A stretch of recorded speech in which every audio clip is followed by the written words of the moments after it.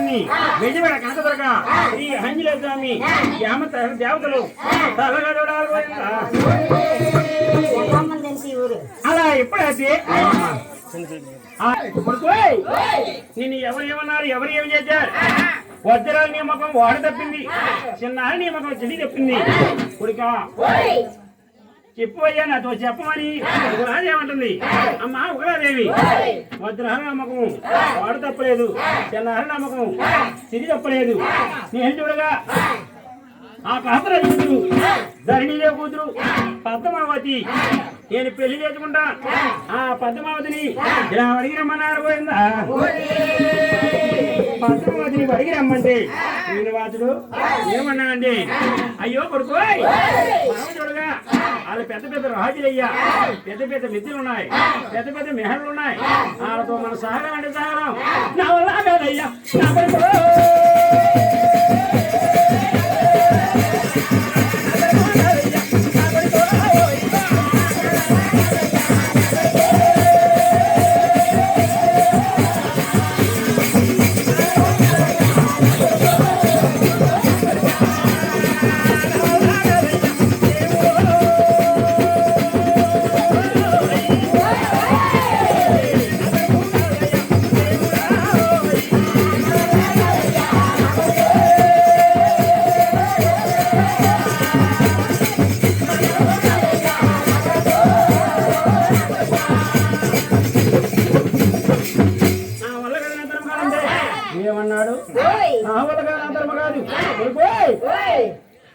అక్కడ పద్మావతి అంటుంది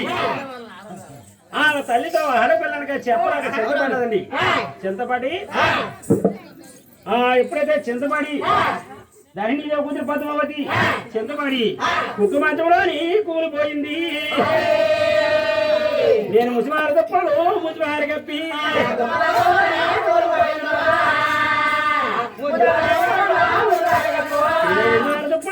ముచ్చారు కప్పి నేను కుక్క మంచంలో కూలిపోయింది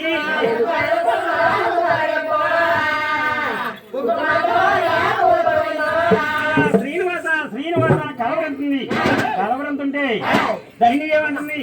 నా ఉద్యోగ జారులకు ఆడగలని నా కన్న కుదిరికి ఎడ పట్టాయో అవతల పట్టాయో ఏం పట్టాయని తిప్పలేని మందికి తిప్పలేని పోములకి తిప్పుతామన్నారు శ్రీనివాసులు మహిళ పడ్డారు శ్రీనివాస కలవరెత్తుంది కలవరెత్తుంటే నీకేం పట్టిందని ఎప్పుడైతే ఆ ధరణీదేవి అడుగుతా ఉంటే ఇక్కడ చూడగా ఎలా జరుగుతుంది